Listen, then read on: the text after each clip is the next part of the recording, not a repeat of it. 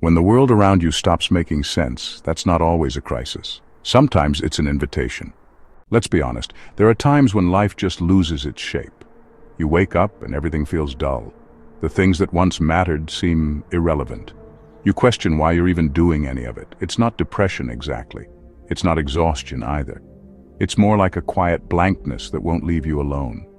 This feeling isn't rare, and it doesn't mean something is wrong with you.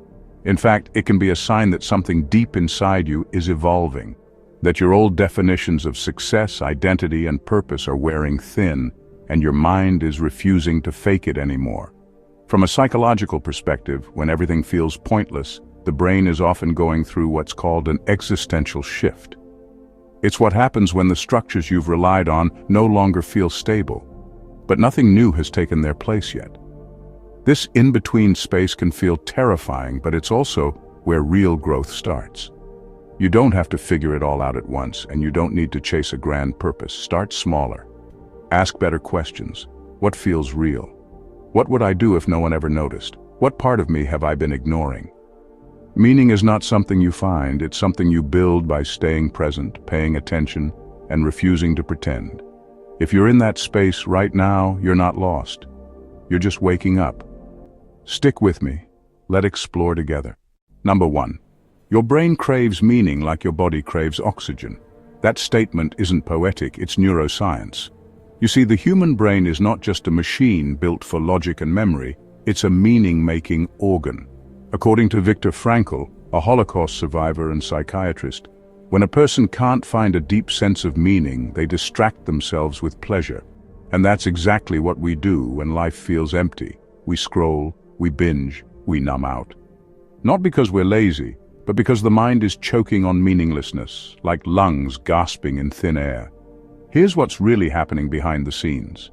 The prefrontal cortex, the part of your brain responsible for long-term planning and value-based decisions, needs a sense of direction to stay stable. When it doesn't have that, it begins to shut down motivation. This is why, when you feel like life is pointless, even basic things like getting out of bed or making breakfast feel heavy. Now here's where it gets interesting. Meaning isn't something floating around in the universe waiting for you to find it like a hidden treasure. It's more like architecture. You build it from scratch, brick by brick, and it doesn't require grand gestures or huge life plans. It can start with asking better questions, not what should I do with my life, but what could I do today that matters, even a little. Imagine a foggy room. You can't see anything, but the furniture is still there. That's what life feels like when meaning is lost. Unclear, not empty. And you have the power to turn the lights back on, not with motivational quotes, but with action, attention, and intention. When you choose to care about a craft, a person, a cause, you begin to feed your brain what it's starving for: structure, coherence, purpose. In a world full of noise, clarity becomes your oxygen. Meaning is not something you stumble upon, it's something you design. And the blueprint? That's up to you. Number 2, ask yourself what you would still do even if nobody ever knew you did it. That question cuts deeper than it seems. It forces you to peel back all the layers, the praise, the attention, the status, and look at what's left. And whatever you find there, that's not just a hobby. That's your soul whispering through the noise. In psychology, this touches on the idea of intrinsic motivation, the drive to do something for the value it holds within itself, not for any external reward.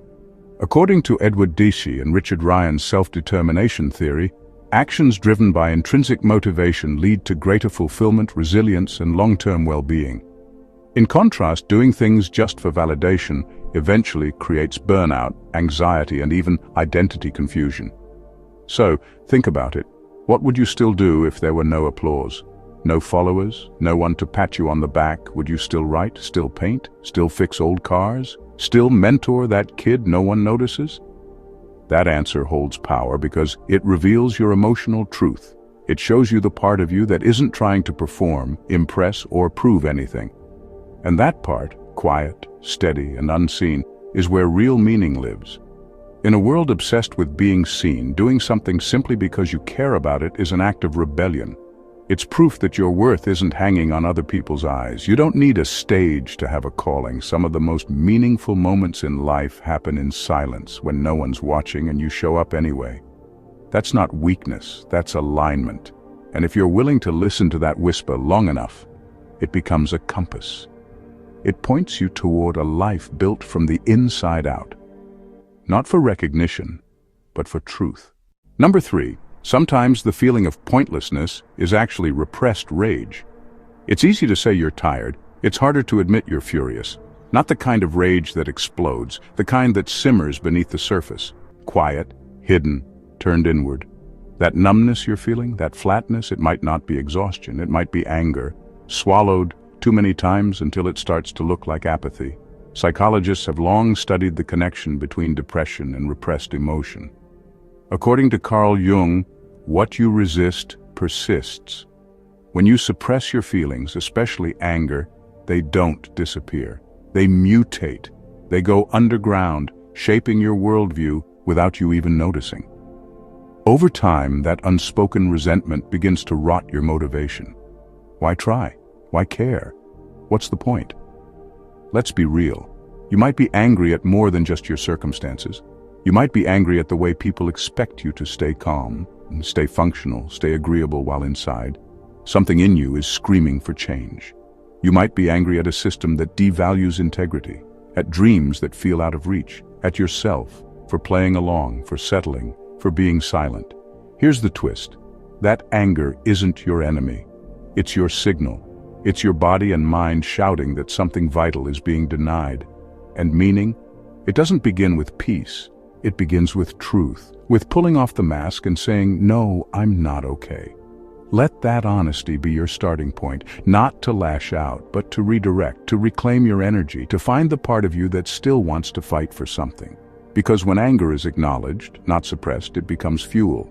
Fuel to break patterns, fuel to change direction, fuel to build a life that actually feels like yours. The question is no longer, why do I feel pointless? It's, what part of me have I been silencing for too long? Number 4. Depression can be a sign that your current identity is outliving its usefulness. That numbness you're feeling, that strange heaviness in your chest, the lack of excitement over things that once lit you up.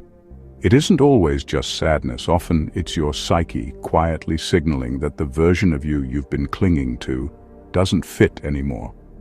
Think of it like a snake shedding its skin. That process isn't graceful or painless. It's uncomfortable. The old layer becomes tight, cracked, and restrictive before it finally peels away. That's what's happening to you on a psychological level. The way you've been defining yourself, your roles, beliefs, coping strategies, may have gotten you this far, but now they're stalling your growth. In psychology, this is closely tied to ego identity, a concept introduced by Erik Erikson. When your inner reality begins to drift away from the story you've built around who you are, friction occurs. And if you don't consciously evolve that identity, depression often steps in as the body's way of saying, something's not right here. Let's say you've always been the fixer, the dependable one, the achiever. That role gave you a sense of worth, but maybe now it's wearing you down. You're no longer growing, you're just surviving. And the truth is, part of you knows that chapter is over, but endings are hard, so instead of letting go, you freeze. You go numb. That's not weakness, that's psychological resistance. Carl Jung once said, "We cannot live the afternoon of life according to the program of life's morning." Translation? You're allowed to outgrow the person you once needed to be. So if you're feeling nothing, it might be time to ask, what part of me is ready to die so something new can be born? This isn't breakdown. It's transition. The identity you built to survive is not the same one you'll need to thrive. Let the old version of you expire. You're not lost. You're becoming. Number 5. Meaning doesn't scream. It whispers.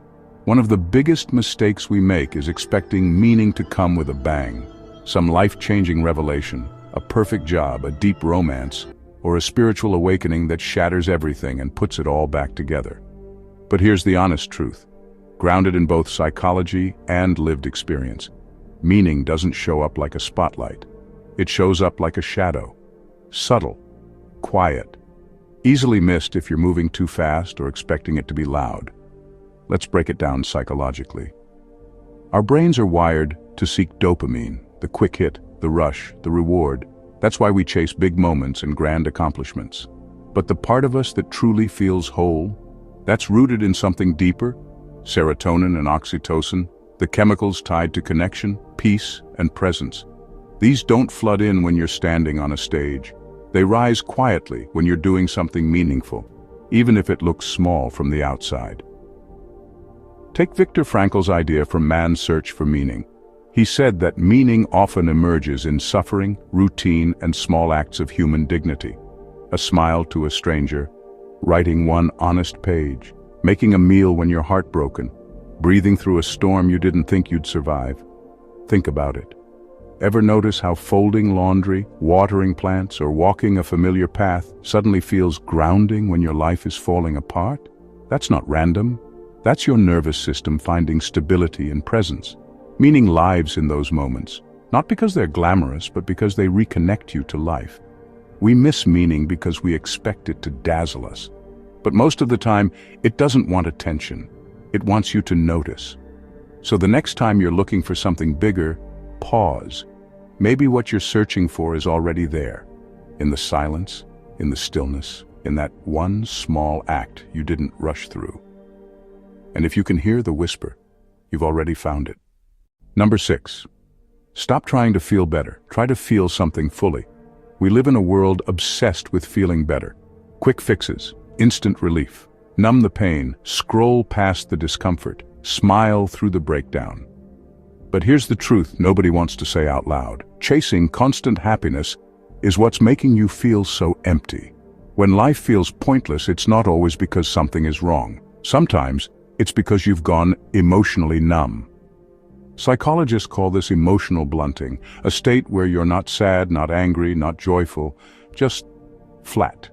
You're not alive, you're surviving. That kind of emotional shutdown doesn't happen because you're weak. It happens when your mind decides it's safer to feel nothing than to risk feeling something painful. But here's the hard truth. Numbness doesn't protect you. It quietly steals your capacity to feel anything, including the good stuff. And the only way out isn't to force happiness. It's to feel what's real, fully, honestly, without filters.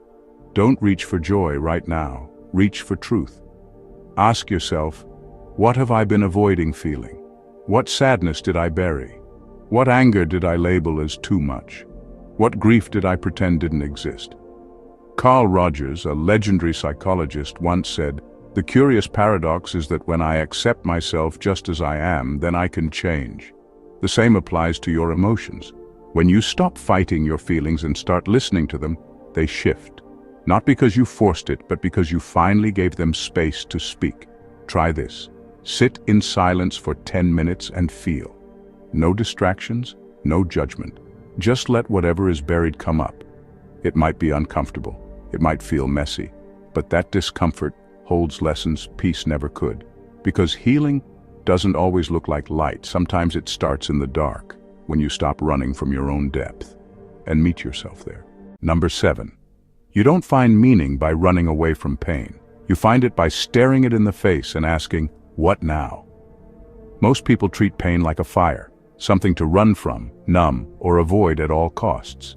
But here's the twist. In psychology, especially trauma therapy, pain is not the enemy. It's the unprocessed signal, the wound trying to speak. And meaning? It doesn't live in the escape. It lives in your response. When you experience pain, loss, betrayal, disappointment, your first instinct might be to suppress it. That's your brain protecting you, trying to keep your system from overloading. But pain that's buried doesn't disappear.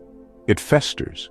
It mutates into anxiety, emotional numbness, or even a chronic sense of worthlessness. Psychologist James Pennebaker, who studied expressive writing and emotional health, found that when people put painful experiences into words, not to vent but to make sense of them, their physical and mental health improved. Why? Because instead of avoiding pain, they engaged with it.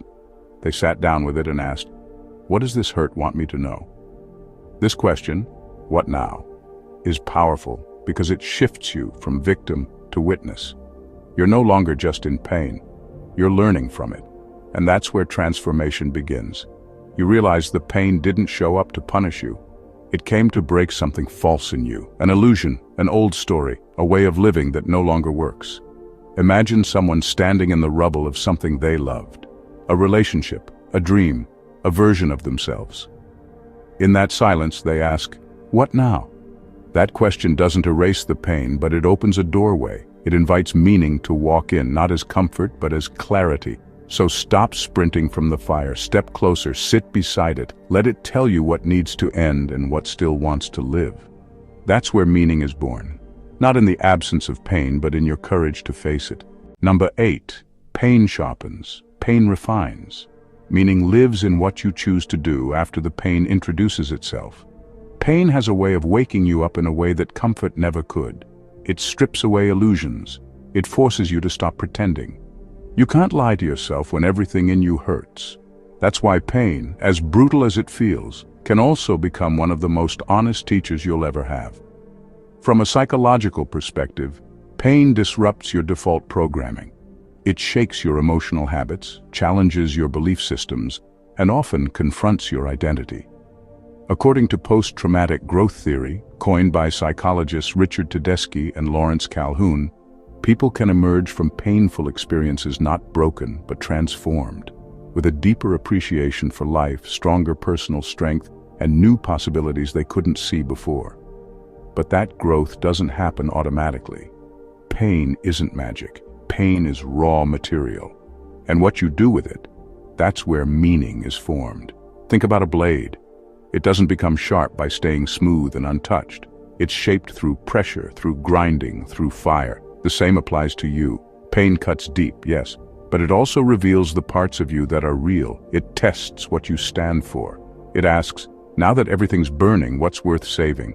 Some people collapse after pain, others rebuild, but those who find meaning don't wait for life to feel good again. They get intentional in the ruins. They write, they speak, they serve, they create, they reach, they choose. So, no, pain doesn't give your life meaning, you do. But pain clears the noise so you can finally hear what matters. The moment after pain enters is the most sacred one, because it's the moment you decide who you're going to become now. That choice, that's where meaning lives. Number 9. Survival itself is meaning. We're taught to tie our worth to achievement, degrees, status, money, impact. But what if your mere existence, your ability to wake up and keep going, is the meaning you've been overlooking? Let's look at this through the lens of psychology. In trauma therapy, one of the first things acknowledged is that survival isn't passive. It's not just being alive. It's a complex mental, emotional, and physical process.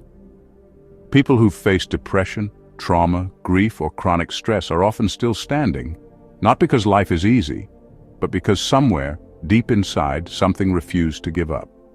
That quiet refusal, that is meaning. Psychiatrist Bessel van der Kolk, in The Body Keeps the Score, explains how the body stores pain and stress, even when the mind tries to move on. So if you woke up today carrying invisible battles and still managed to show up, even just to breathe, to eat, to try, you've already done something extraordinary. You're living through something that's trying to silence you, and you haven't let it. In a world that profits off your insecurity and distracts you with comparisons, staying present in your own body and your own life is an act of rebellion. Survival is resistance. It says, I still have a say in this story. Think of someone standing in the rain, no umbrella, nothing to shield them. They don't run, they just stand there, soaked, refusing to disappear. That's you. Not giving up doesn't have to look like conquering the world. Sometimes it looks like brushing your teeth while feeling empty. Sometimes it's texting a friend even though you feel unworthy. Tiny acts that say, I'm still here. You don't need to earn your right to exist. You've already earned it by staying when leaving might have felt easier. That alone is meaning. That alone is proof you're not done yet. Number 10. Find one thing you would defend, even if no one ever agreed with you. In a world built on likes, trends, and constant agreement, this might be the rarest form of clarity, standing for something even when you stand alone. Not out of pride, not for attention, but because deep in your gut, you know it matters. That kind of inner conviction is rare, and it's where real meaning begins. Psychologically, this taps into what's called values-based living. According to acceptance and commitment therapy, ACT, when people align their lives with core values, things they defend regardless of outcomes, they tend to experience less anxiety, greater emotional resilience, and a deeper sense of purpose. Why? Because values don't shift like moods. They anchor you when everything else is unstable.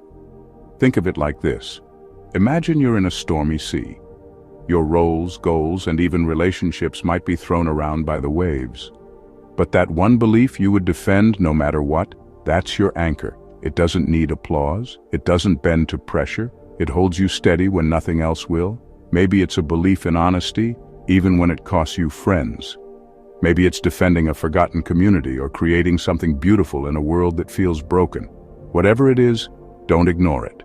There's a reason that cause keeps tugging at you. That truth that won't shut up in your mind, that's not a nuisance. That's your compass. When life feels chaotic or pointless, return to that one thing. Let it guide your decisions. Let it shape how you spend your time, your energy, your words. It doesn't have to be loud or public. It just has to be real. You don't need everyone to understand it. You just need the courage to stand in it. That's how you stop drifting and start living. Number 11. Our minds are wired to notice what's wrong. Meaning begins when we train them to seek what's worth protecting. This isn't just a mindset issue, it's biology. Your brain has what's called a negativity bias, a survival mechanism passed down through evolution. Thousands of years ago, the human brain had one job: keep you alive. That meant scanning constantly for danger, predators, threats, anything out of place. And even now in the modern world, that ancient wiring still runs the show. That's why you can have 10 good things happen in a day, but your mind fixates on the one that went wrong. Here's where it gets deeper. If you let that negativity bias run on autopilot, you'll start to see life as a problem to be solved rather than something worth living. You'll always be bracing, always chasing, never feeling safe enough to stop and ask, what's worth preserving? Psychologist Rick Hanson explains this beautifully. He says, the brain is like Velcro for negative experiences, but Teflon for positive ones. So finding meaning isn't about denying negativity. It's about retraining your attention, not to avoid pain, but to actively choose what deserves your emotional energy. Start small. Ask yourself, what would I still want to exist in this world even if I had nothing to gain from it? Maybe it's your child's laughter. Maybe it's forests. Maybe it's decency. Whatever it is, make it your focus. Defend it. Create around it. Build for it. Let your negativity bias serve something bigger. Let it alert you to the beauty under threat. Let it sharpen your instincts, not for survival but for purpose. You can't delete the wiring, but you can redirect it. You can turn the mind that was built to sense danger into one that also defends value. And in that shift from reacting to protecting, you start to uncover meaning that sticks, meaning that fights back, meaning that lasts. Number 12. Meaning shows up after you make the hard choice, not before. We've been sold a lie that we need to feel ready or find our purpose before we act. But in psychology, especially in behavioral activation therapy, the opposite is true. Waiting for inspiration? That's often procrastination in disguise. If you sit around waiting for clarity to drop into your lap, you might be waiting forever. The brain gains direction through motion, not before it. Here's what really happens beneath the surface. When you take action, especially a difficult or uncertain one, your brain begins to assign significance to that action. It releases dopamine, not because you had a perfect plan, but because you moved. And that movement creates feedback. You learn, you adjust, you grow. That's where clarity is born, not from thinking, but from doing. Let's break it down with an example. Imagine someone feeling stuck in a relationship, career, or city. They say, I don't know what to do. But what they often mean is, I'm afraid to choose. So they wait for a sign, for motivation, for something to feel right. But the truth is, hard choices rarely feel right up front. They feel risky, messy, exposed. And yet the moment they commit, send the email, end the relationship, book the ticket, something unlocks. Meaning steps in after the leap. Viktor Frankl, in Man's Search for Meaning, wrote, "It is not freedom from conditions, but it is freedom to take a stand toward the conditions." In other words, meaning doesn't wait for the perfect circumstances. It's born in how you respond to what's in front of you, especially when it's hard. So don't wait to feel brave. Don't wait to feel clear. Make the hard call. Start the thing. Say the truth. Choose the path. Because meaning doesn't guide the first step. It's what shows up when you take it anyway. In final words, meaning isn't something waiting at the finish line. It's something you shape in the quiet, imperfect middle of it all. If everything feels pointless right now, don't rush to fix it. Don't distract yourself with noise or numb it away with busyness. What you're feeling might be uncomfortable, but it's not useless. In fact, it could be the start of something honest. Psychologically speaking, these moments of emptiness often show up during transitions, when your old identity starts falling apart and a new one hasn't fully formed yet. It feels like floating, like not knowing who you are or why you're doing any of it. But this in-between space is not a failure. It's a signal that your internal compass is searching for something deeper than surface-level validation. Here's what matters. You don't need to feel inspired before you act, and you don't need to know the end result before you commit. Meaning doesn't land in your lap. It comes when you start showing up with presence and honesty, even in the fog. It's found in the way you make your bed, the way you check in with a friend, the way you choose curiosity instead of shutting down. You won't find your meaning all at once, but you can build it piece by piece, by doing the small things with care, by telling yourself the truth, by refusing to disappear when life goes quiet. So if the world feels empty, try this. Stay. Stay with yourself. Stay curious. And trust that the version of you who can hold all this uncertainty is already stronger than the one who used to chase clarity. You are not lost. You're just in the space where real meaning begins. Thank you for watching, and you in our next episode.